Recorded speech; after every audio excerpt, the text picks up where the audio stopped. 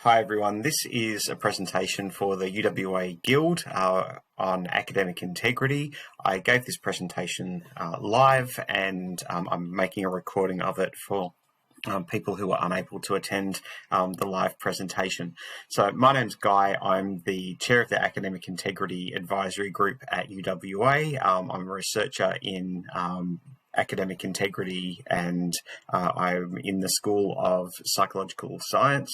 I gave this presentation at the request of the Guild, and I will try to cover all the same stuff I said live in this recording, or at least the key parts.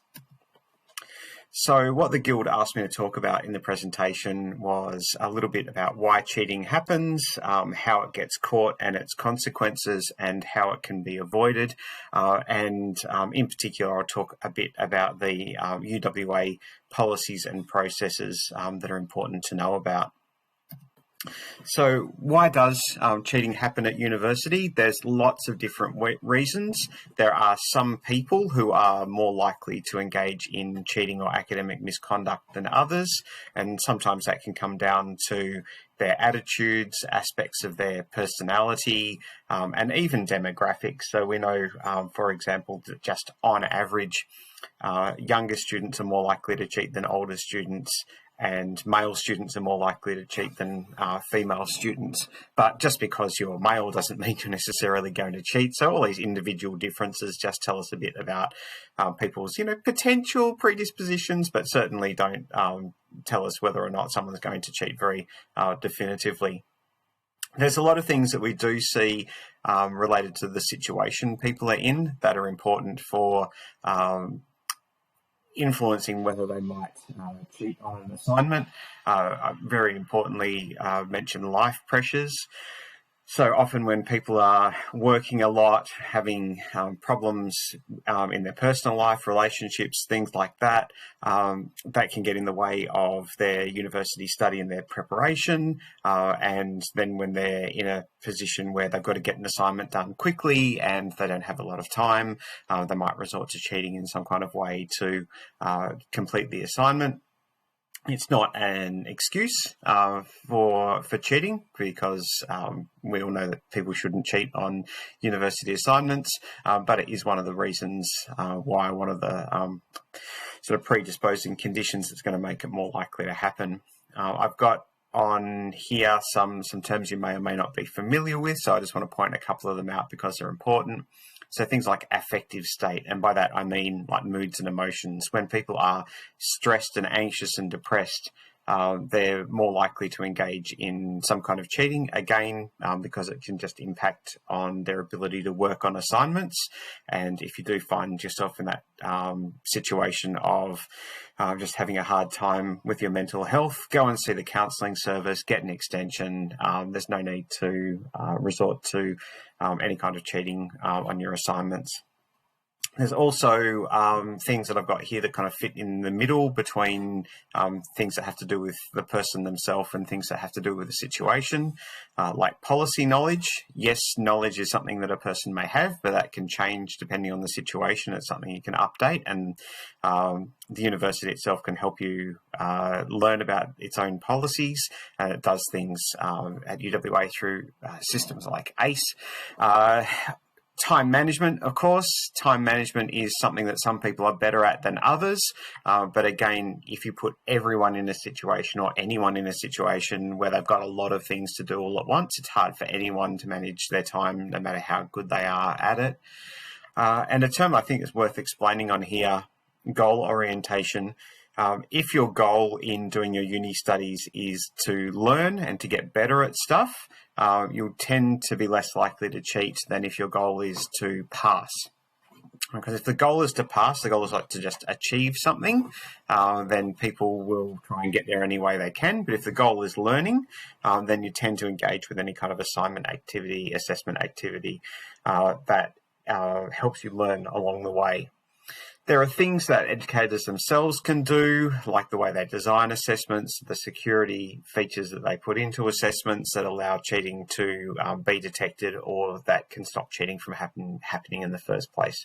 So there's lots of reasons why cheating can happen. It's a really big research area. It's one of my research areas. So there's piles more than just on this slide, but I wanted to give people a taster for that. And I also really wanted to point out those things like life pressures and moods and emotions and time management. They're things that you can do something about to some extent, and where you're ever caught in a situation where you're feeling overwhelmed or you can't do something about it, there's people who can help, and that's something I want to point at on some of the subsequent slides. So how cheating gets caught at uni, if it's plagiarism, and so that is like copying and pasting from somewhere and not attributing to the source correctly, then text matching software is the main way that happens. So a lot of you will be familiar with Turnitin, and I'll say more about Turnitin later and some of the things to look for. The markers, knowledge and judgment. Sometimes markers are really familiar with bits of work and they know when they've seen ideas before, or they know when they've seen expressions before, and even if Turnitin hasn't picked that up, they might be familiar with something that someone has reproduced. And then other technology that people use, like Google, where they can look up any text that's been copied from somewhere else, even if Turnitin hasn't picked it up. And Assignment Watch is a system where academics can put their assignments into this system, and it will then search for the assignment questions, test questions, assignment instructions being shared on the internet, and then alert them when that happens. So we had a case, for example, at UWA this year where an academic put their assessment information into Assignment Watch.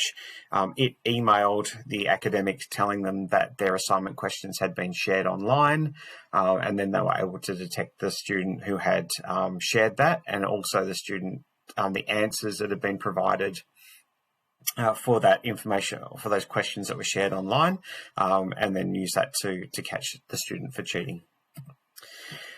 For exams, the main thing that we have is invigilators, and so that's the people who walk around the room looking and seeing what people do. And invigilators know a lot of the ways in which students do cheat, the ways they hide notes, for example, and things like that.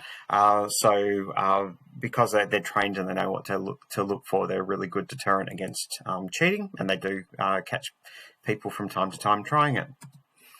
With outsourcing, so basically people trying to get other people to do their work, whether it's their mum, their friends, their sibling, or someone that they're paying or something like that.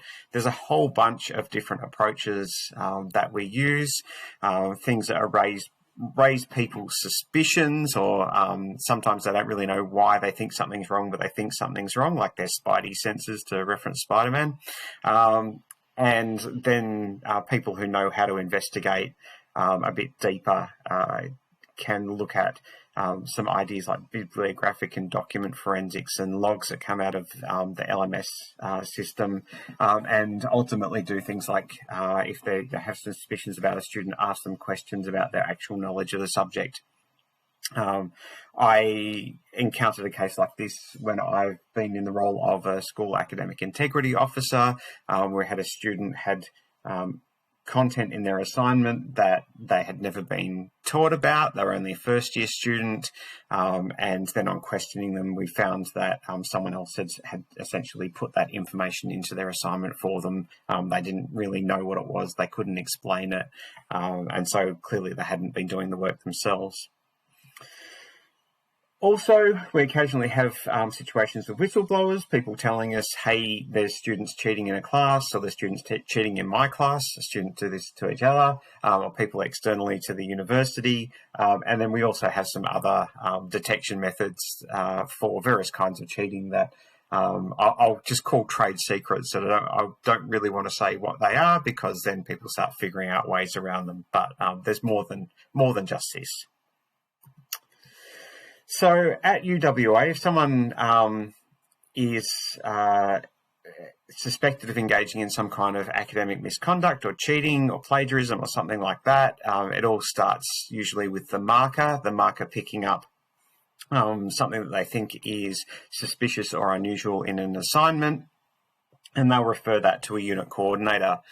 Under our policies, the unit coordinators can decide on penalties for minor breaches of the academic conduct rules, like minor plagiarism, small amounts of plagiarism, and they can do things like suggest people rewrite, or they can do things like impose a small penalty on an assignment, like a percentage deduction, or they can do things like direct students to study smarter, to update their knowledge on academic integrity, referencing, and so on.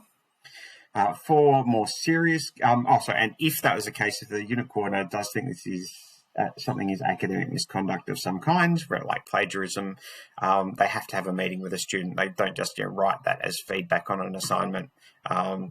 If you get feedback on an assignment saying, this could be plagiarism, be careful, that's not a finding of plagiarism against you. That's just a bit of marking feedback / warning, right?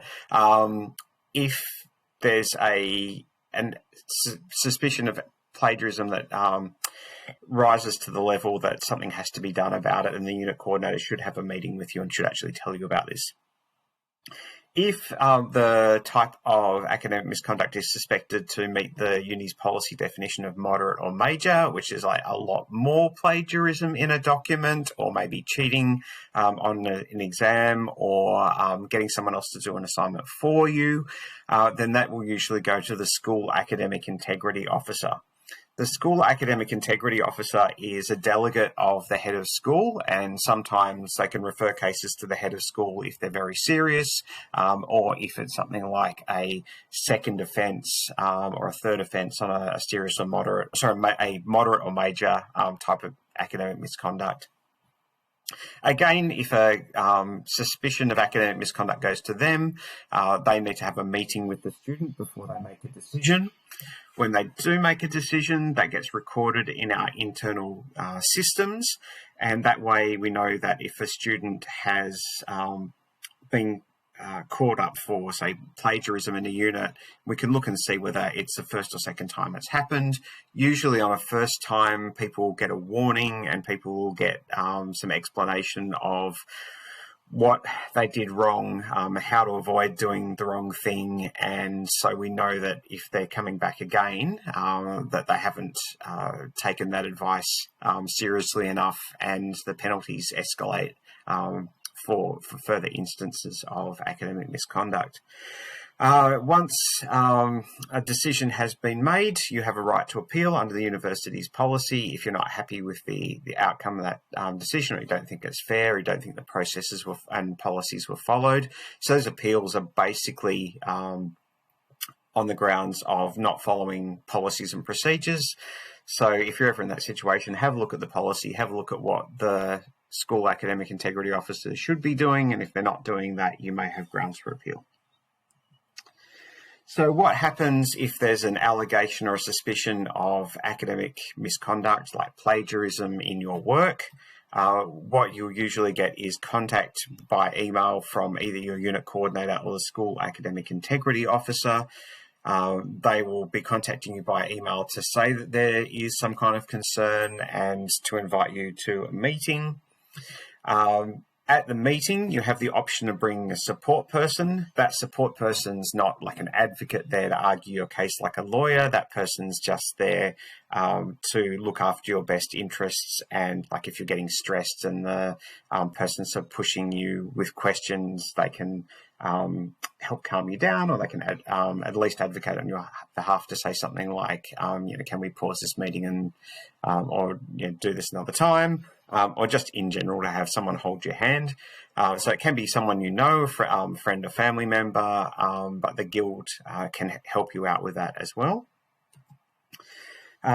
You have the right to see evidence, so you can't just have someone say you cheated and not show you evidence that you did and then make a finding against you. If they think that you cheated or they think that you plagiarized, they've got to be able to show you what the concern was.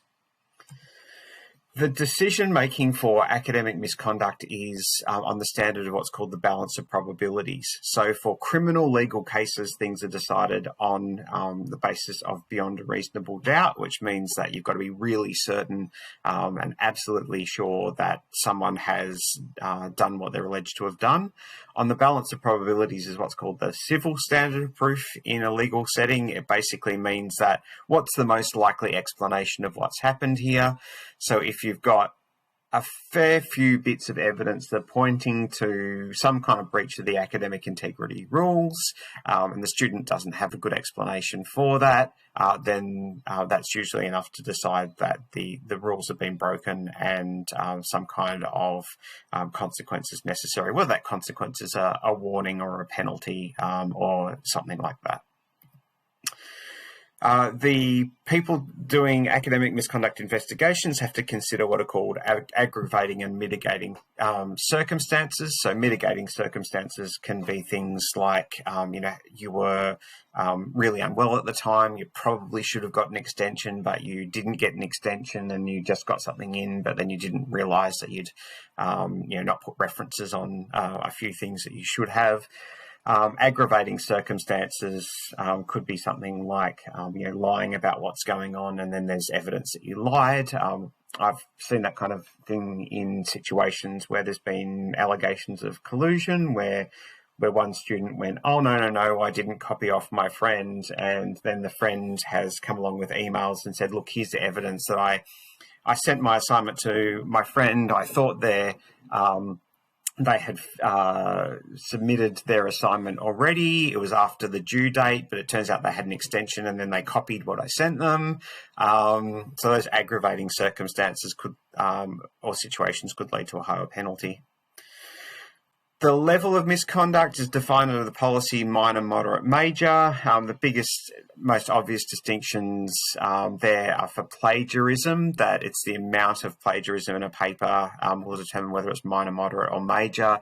For other things, some stuff like having someone else do your assignment for you is by default major misconduct. There's different penalties depending on whether something is your first instance or a subsequent instance. There's also different penalties and different approaches if people are first year and first semester students versus later years. We know with things like plagiarism in particular, sometimes that happens, or a lot of the time that happens through a misunderstanding of referencing and citation rules. So for someone in their first semester, we usually expect that sometimes people get things wrong in their referencing and citations, their quotations, their names and dates, their footnotes, however they do it. And if that's the case, it's always an educative situation where we try and explain, what needs to be done, how you do things better next time, and so on. If you have copied off one of your friends and you've done that like in 3 units and it's coming up for like the 3rd time that you've copied off someone else in your unit and you've been told the previous 2 times, those subsequent incidences are considered much more serious and attract much higher penalties, such as failing a unit rather than just getting a warning or getting an explanation of how to correct the problem. As I mentioned, after you've gone through a process where there's a suspicion of academic misconduct and a decision made, and if the decision is that you've engaged in academic misconduct, you do have the right to appeal that if you think the penalty or the procedure didn't follow the policy. Main ways to avoid breaching academic integrity rules. First, understand what your responsibilities are. The ACE module, which you have to do in your first semester, is really good at helping with that, just generally understanding what academic integrity is and that you should acknowledge other people's work and contribution and should do the things yourself that you're meant to do yourself. Also, getting the skills in citing your sources. So the CARS module and the library have guides for any kind of referencing system. So if you're asked to use Harvard or APA or MLA or Chicago or anything, there's a library guide for that to tell you how to do that referencing. And what we tend to find is particularly first year and particularly plagiarism, a lot of the time it's skill errors in referencing rather than people trying to pass off other people's work as their work in some kind of deceptive way or anything like that. So if you can avoid those skill errors by making sure you've got the skills, working on your skills in citing your sources, that's a really important thing to be on top of. It's also really important in amongst that to know the difference between a quote, and that's where something is word for word from somewhere else, and you normally put that in quotation marks with your reference information, and paraphrasing, and that's where you try to explain something in your own words, but you still acknowledge the source where that's come from with citation information like a name and date reference.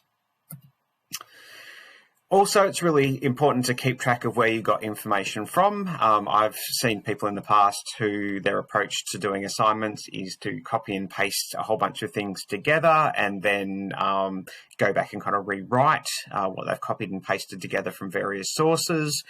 And if people take that approach and they don't, when they're copying and pasting information in to a document, if they don't put the reference on it straight away, if they don't put things in quotation marks, if they don't keep track of the reference details, then what they can find is sometimes when they submit that work to a system like Turnitin, it'll pick up a whole bunch of text matches where they haven't got the reference on, and all of a sudden they're in trouble for potential plagiarism. Also, there's bibliographic and reference management software, things like EndNote and free ones like Mendeley and Zotero that will actually put citations into your paper at your direction, and they'll make a reference list for you. And so they get all the formatting right, but it's also a really good way of tracking what you're doing and citing your sources. If you're in a situation where you need an extension because you're sick, or you are sick and you even might need an extension, my recommendation most of the time is to get one, because it's much better to get an extension than to plagiarize or copy off a friend or anything like that, because that can land you in trouble. Also, remember that there's a whole bunch of services that the university has that can help you. The library can help you with finding information, with citing your sources. The counselling service can help you if you're struggling with mental health, stress, or anything like that. Study Smarter are people who can help with various academic skills, including referencing. In some units, you have access to Studiosity. They can give you feedback on your work, and again, tell me when you might be needing to reference stuff. And of course, if you're in doubt, your tutors, your lab demonstrators, your lecturers, your unit coordinators are all people that you can ask what you should be doing in your assignments. Now, I was asked by the Guild to say a bit about Turnitin, because Turnitin is used in a lot of assignments, and it's used to detect matching text, and that matching text can sometimes be plagiarism, and it's good to know how it works and what constitutes plagiarism from matching text. And as I've got here on the screen, text matching software like Turnitin doesn't detect plagiarism. It just detects matching text. It's people who make decisions about plagiarism, because sometimes text can match to other places for very legitimate reasons that doesn't constitute a breach of the rules. So what most markers know is that text matching software could, or text matches with in Turnitin could indicate plagiarism. If there's a big block of text and it's highlighted in red by Turnitin, it could be that the student has plagiarized something. But matching text does not necessarily indicate plagiarism, and again, markers mostly know this pretty well, because it could be something like correctly cited quotes. The big block of text highlighted in red matching somewhere else might be because you have copied it appropriately word for word from somewhere else and put it in quotation marks and indicated where it came from, and that's fine. You can also have correctly formatted references in your reference list that other people have also cited and they've correctly formatted them. And so your reference list entries match someone else's reference list entries. It's not like you've copied those reference list entries the wrong way. It's just that they match because they should. Also, in text citations, so names and dates that appear in text, sometimes get picked up by Turnitin as matching, and again, that's because other people have used them, and again, that's not really a problem. Now, what's called generic language, ways of saying things that everyone says things, and ways of saying things that are really common in your discipline. So my discipline, psychology, when people use things like an attitude test that has a 1 to 5 scale with 1 being strongly disagree and 5 being strongly agree. Lots of people write about those kinds of attitude measures, and there's only a few ways that you can really say the same thing, and you don't really need to invent a different way of saying that it's a 1 to 5 scale with 1 is strongly disagree and 5 is strongly agree every single time you write it. So that kind of stuff is going to match to somewhere, but it doesn't necessarily mean you've copied it from anywhere. Also, there are some rules around reusing your own work. In general, for students, you shouldn't reuse your own work for 2 main reasons. One is every unit you take, you should be trying to get better. You should be using the feedback you had previously to do something better and improve on whatever you did before. And also for students, you shouldn't be copying your own work in different units because you're only supposed to get credit for that work in one unit and not in other units. But for people like me who work in academia, what we often do is we'll write about the same kind of research methods used in the same kinds of contexts and for similar kinds of studies and questions. And there's some referencing systems and rules and guidelines that say that if you're writing about basically the same kind of methods, you don't need to heavily cite where they've previously been used if you've written about them before.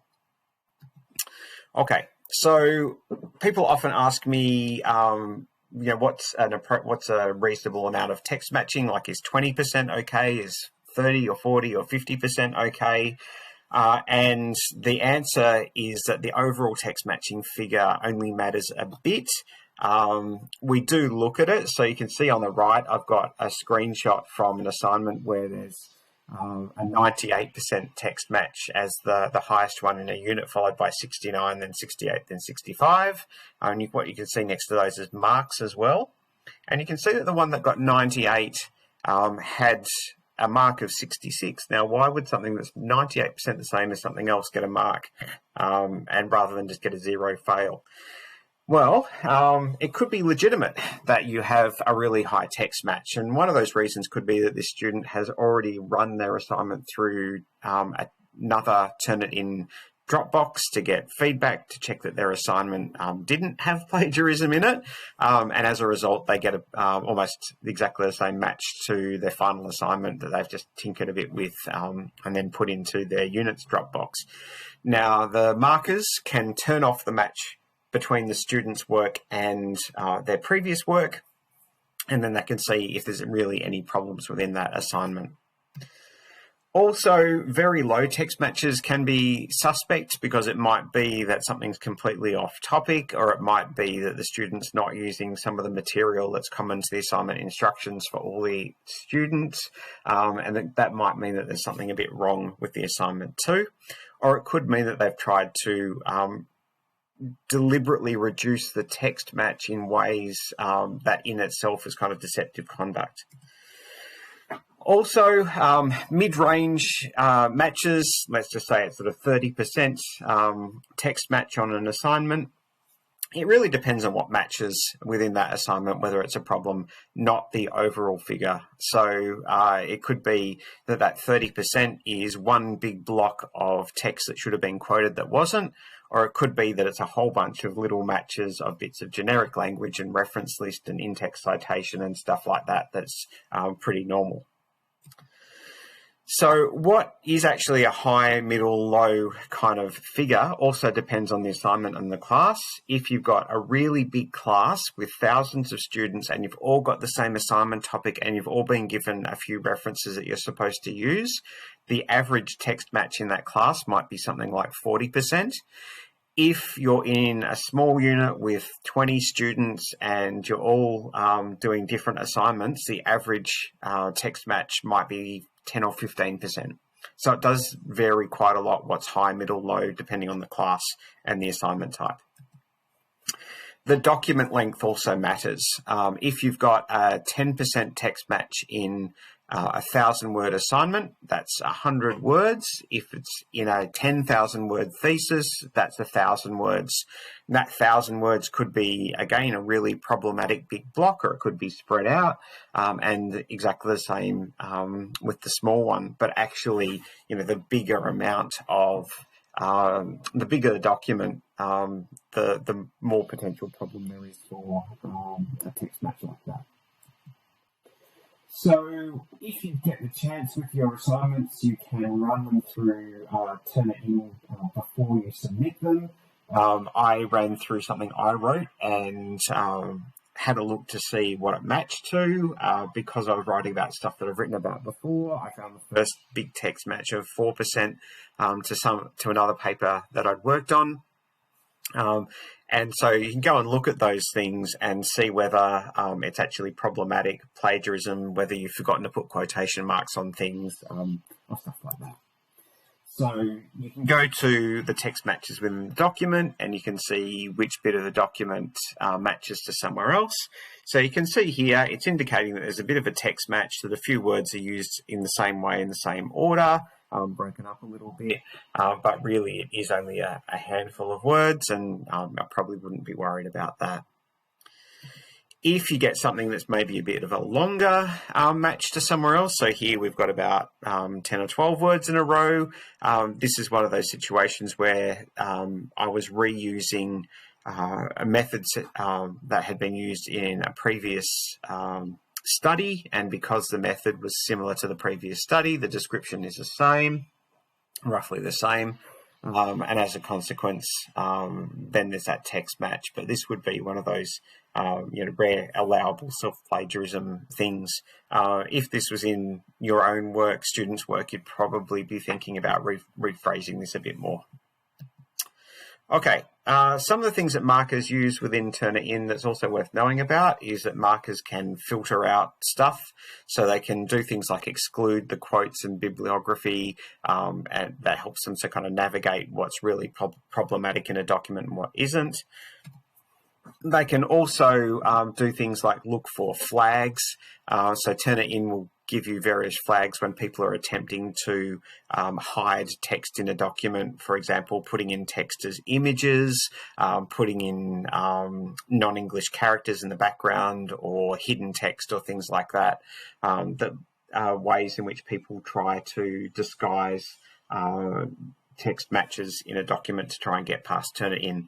But all of those methods kind of Turnitin tends to know about and tends to have ways of showing us that people have done that. Also, in your reference list, one of the things to look for that can be a good sign is if you have a bunch of different colours in your reference list, because what that means is that you've taken references or information from a bunch of different places and you've put them together in your assignment in a new way.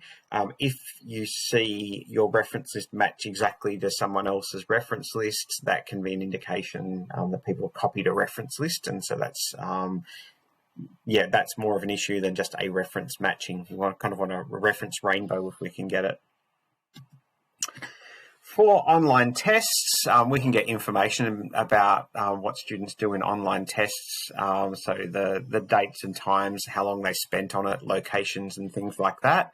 And suspicion, so IP addresses give us a bit of information about locations. So if we have someone logging into an online test from a location that is not where we know that they are, and they're they couldn't possibly have travelled there and it's not a VPN, then that would actually be a bit of a worry, of course. That'd be suggesting that someone else somewhere else has been doing their test for them. But also things like the time and date and duration. We can even drill down to the level of questions in tests, so you can see whether someone's put an answer into something that should be a typed answer that would be much faster than it's reasonable to type, which might mean they've copied and pasted something in when they're not supposed to have. There's lots of things that we can potentially look for in tests based on all the sort of fingerprints and footprints that are left behind in the learning management system. If you want more information about academic integrity at UWA, including some really nice examples of what's appropriate and inappropriate referencing and so on, you can look up the Academic Integrity for Students page. I've got the link here in this picture. I've got a QR code, so you can pause this video, point your phone camera at the QR code, and have a look at the information on that page.